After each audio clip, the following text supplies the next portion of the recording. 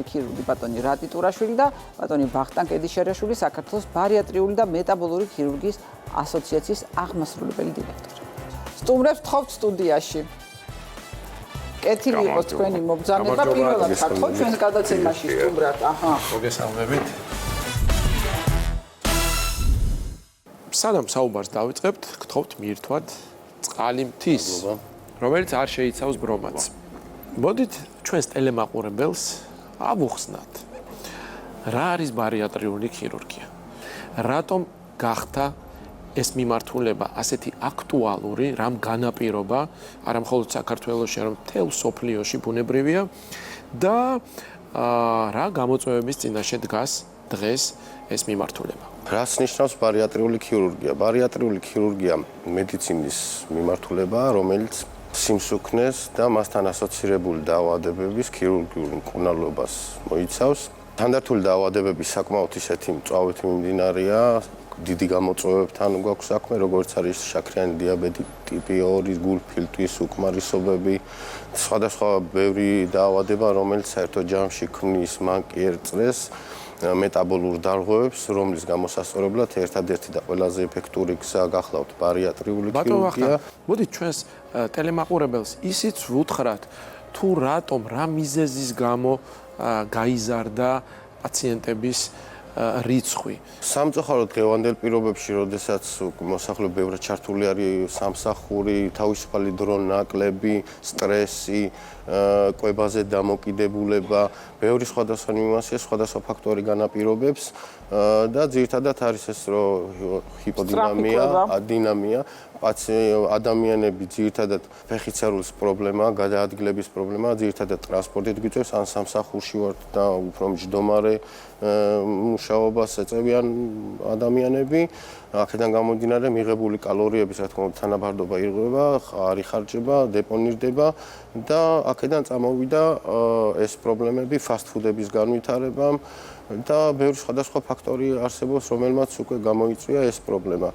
აქტიურად ადგა დღის წესრიგში მსოფლიოს განვითარებული მსოფლიოსთან, რომ უნდა კონკრეტული ნაბიჯები გადადგმულიყო ამ დარგში და ამან გამოიწვია ბარიატრიული ქირურგიის ასე სწრაფად განვითარება. მინდა გითხრათ, რომ ოპერაციული ჩარევა არის უკვე ბოლო ეტაპი. სხვა იმ ეტაპებისა, რაც უნდა პაციენტმა გაიაროს, რომ მოხდეს ბარიატრიული ქირურგთან და შეუსრულდეს ბარიატრიული ოპერაცია.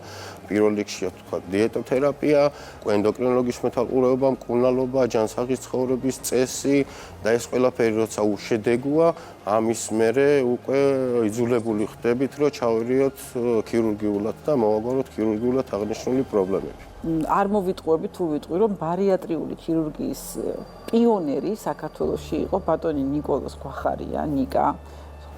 იცნობდი სავარაუდოდ, ფენომენალური ქირურგი, ფენომენალური ადამიანი და სწორედ მისი გაზრდილია, რაც ნიკა მახსოვს, ეს გვერდით სულ პატარა იყო სტუდენტობიდან, ბატონ ნიკას ედგა გვერდით. 2015 წლიდან ჩართული ვარ ბარიატრიულ ქირურგიაში. 2016 როდესაც ეს ხალხს ეს რაღაც მედინდასავით არჯეროდათ, რაღაცა ცხაპარი ქირურგი იყო საქართველოში ბარიატრიული, მართლაც ნიკა იყო ერთ-ერთი პიონერი, ვინც ეს ოპერაციები დაიწყო 2007 წელს გააკეთა პირველი ოპერაცია და მეც მის გვერდით ვიდექი, ვუმზადებდი პაციენტებს. ქალბატონი ნინო არის შესანიშნავი კარდიოლოგი, უდიდესი გამოცდილები და ერთად გვიმუშავია, ქონია ეს ბედნიერება და მიხარია რომ ნიკას საქმეს ესე აგრძელებ, ძალიან ადრე წავიდა ნიკა. ძიმე დაავადება ჰქონდა და რაღაცა ყოველთვის ძალიან დიდი სიყვარულით და სითბოთი ვიხსენებ და როდესაც ქვეყანას ესეთი ქირურგი ყავდა ძალიან საამაყოა და როდესაც ისტოვებს სკოლას. კი ბატონო, ეთანხმები. ბატონო ვახტანგ, როგორც ვიცით, საქართველოში არსებობს საქართველოს ბარიატრიისა და მეტაბოლური ქირურგიის ასოციაცია. თქვენ დასაწყისში ბრძანეთ, რომ სწორი კვება, ჯანსაღი ცხოვრების წესი ეს ძალიან მნიშვნელოვანია და არის თუ არა კიდე რაღაც განსხვავებული გზავნილები, ვთქვათ, ასოციაციის მხრიდან ჩვენს მოსახლეობას? საქართველოში ბარიატრიული და მეტაბოლური ქირურგიის ასოციაცია ჩამოყალიბდა 2013 წელს ბატონ ნიკოლოზ გვახარიას ხელმძღვანელობით. ამის შემდეგ 2023 წელს განახლა ბარიატრიული და მეტაბოლური ქირურგიის ასოციაციის ფუნქციონირება. მე გახლავთ აღმასრულებელი დირექტორი. 2023 წლიდან მივახციოთ იმას, რომ საქართველოს უკვე ჩართული არის საერთაშორისო სიმსუქნესა და მეტაბოლური დარღვევების ბრძოლის ასოციაციასთან IFSO-ს წევრი ქვეყანა. მანამ პირადად მე და კიდე ჩემი რამოდენიმე მეგობარი კოლეგა IFSO-ს წევრები მე პირადად 2016 წლიდან რეგულარული წევრი ვარ ამ ორგანიზაციის, რომელიც ძალიან დიდ გამოცდილებას გვაძლევს, ძალიან გვერდში გვიდგას, ყოველთვის ვესწრებით კონფერენციებს, ვორქშოპებს. თუ რამე ახალი ხდება მსოფლიოში, აუცილებლად მალევე გადმოგვაქვს საქართველოში.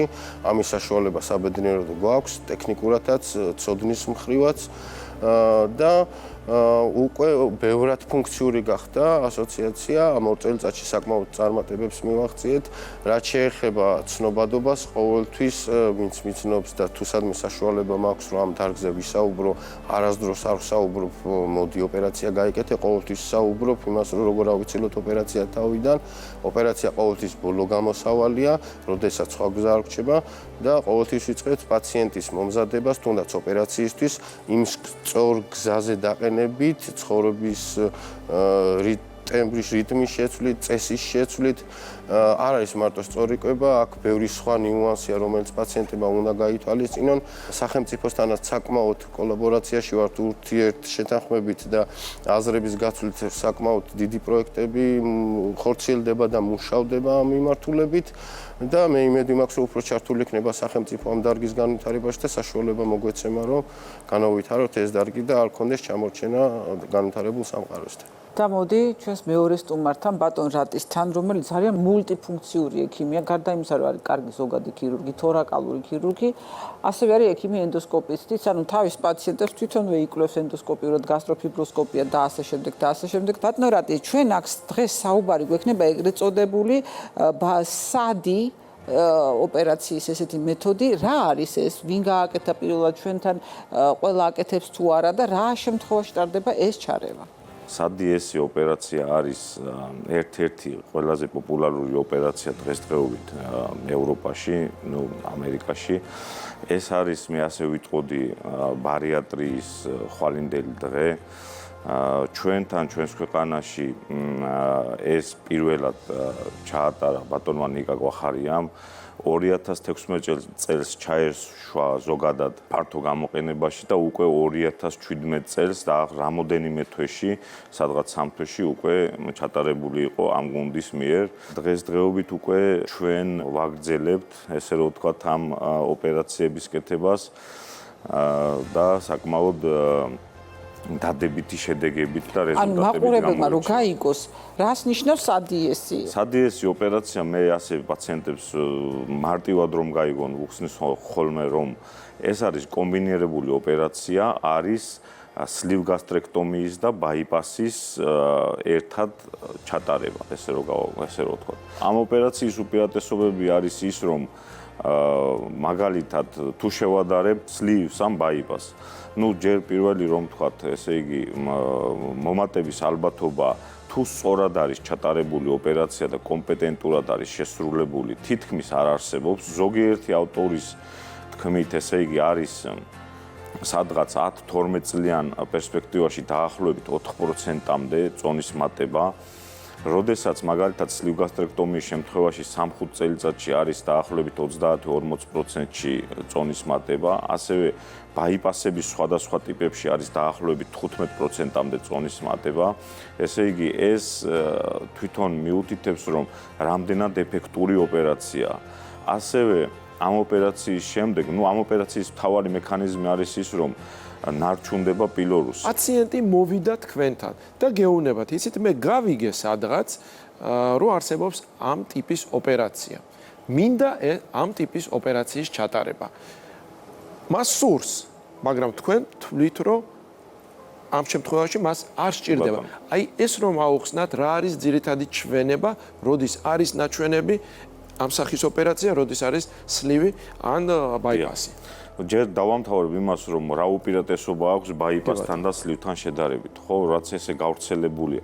ნუ ზოგადად ერთი სიტყვით რომ ვთქვათ, ახლა დღეს რაღაცა თითქოს მოდური გახდა ეს ბარიატრიული ქირურგია, მაგრამ რეალურად მარტო ეს არ არის კუჭის დაბატარავების ოპერაცია და მე წონაში მოვიმატე და ახლა ოპერაცია გავიკეთე.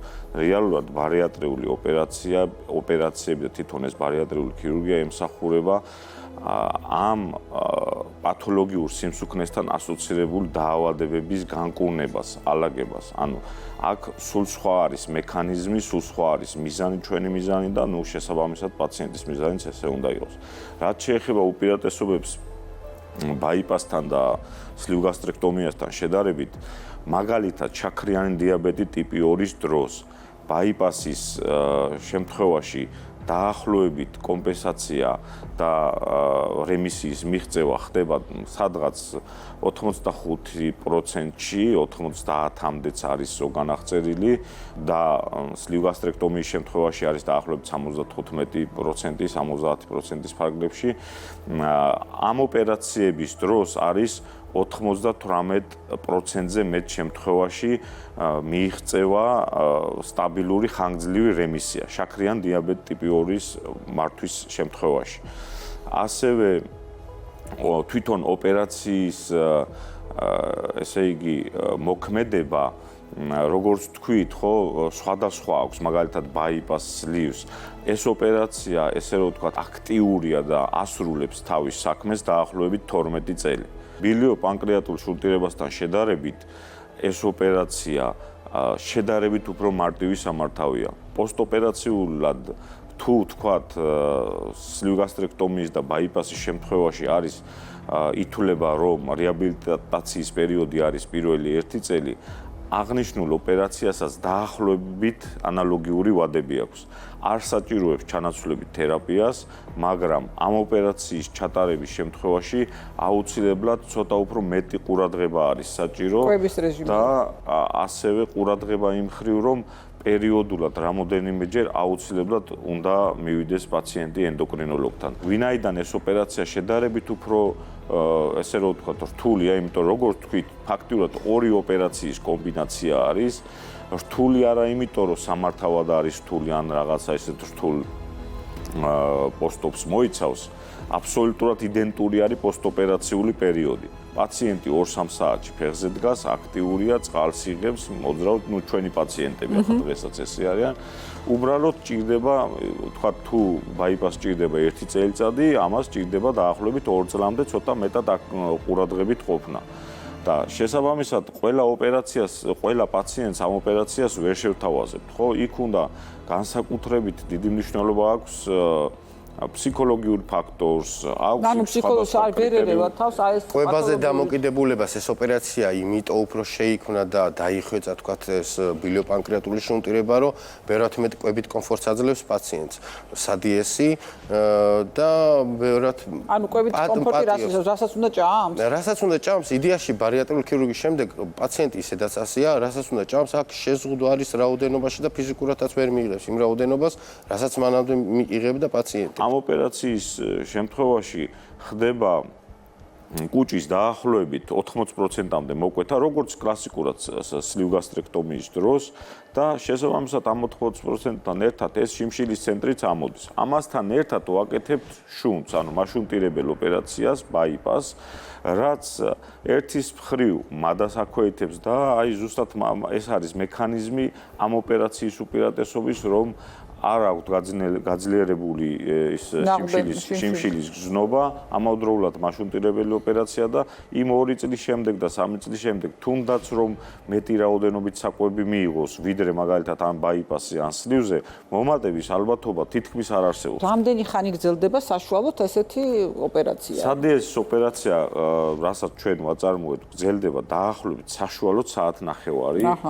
სლივი და ბაიპასი დაახლოებით საშუალოდ 45 წუთი, მაგრამ სადიესის დროს იქ განსაკუთრებული მნიშვნელობა აქვს, როდესაც ხდება 12 გოჯასა და წვრილ ნაწლავს შორის შერთულის ჩამოყალიბება და ეს ძირითადად რომ გამოვიდეს კარგი შერთული ანასტომოზი, ძირითადად კეთდება ხელით. აი ზუსტად აპარატული ნაკერი არ უნდა დაიდოს, ხელით უნდა დაიკეროს და ეს მომენტი არის ერთ-ერთი საკვანძო ამ ოპერაციის რა არის ის ძირითადი მიზეზი? რატომ ხდება მე პოსტოპერაციულ პერიოდში გარკვეული პერიოდის შემდეგ მატება ზონაში? მომატებას რაც შეეხება, კიდევ ერთხელ გასმით ვიტყვი, რომ აუცილებელი არის ქირურგის კომპეტენცია.